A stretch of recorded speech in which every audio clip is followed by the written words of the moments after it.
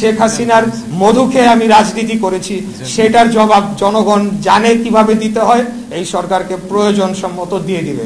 NCP একটি তারা বিবৃতি দেয়, সেখানে বলা হয় যে এরকম এই রায়ের বিষয়ে পর্যবেক্ষণ করা হয়, এমনকি যে বিচারক তার ব্যাপারেও বিষোদ্গার করা হয়, যেটি কিনা অত্যন্ত দুঃখজনক। সেটা আমরা আওয়ামী লীগ আমলে দেখতে পেয়েছি যে তাদের পক্ষে কোনো রায় না গেলে সেটা বিচারকদের উপরে তারা টার্গেট করত। বিচারকদের বিষয়ে প্রথমে তারা হুমকি ধামকি দিত, পরবর্তীতে অন্যান্য ব্যবস্থা নেওয়ার কথা বলতো, যেটি কিনা আলামত আমাদের কাছে রয়েছে। আমরা পরবর্তীতে আপনাদেরকে সব কিছু প্রোভাইড করে দিব।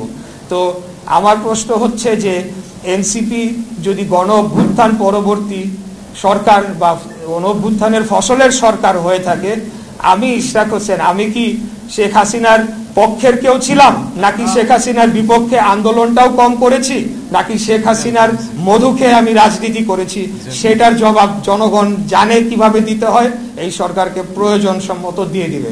তো আমার বিপক্ষে কেন, তার কারণ হচ্ছে জাস্ট বিকজ আমি বিএনপির প্রার্থী, ধানের শীষের মনোনীত প্রার্থী, এবং তারা চাচ্ছে যে তাদের নিজস্ব দলীয় ব্যক্তিদেরকে প্রশাসক হিসেবে বসাবে এবং আগামী নির্বাচনের সময় একটা ফায়দা লুটবে।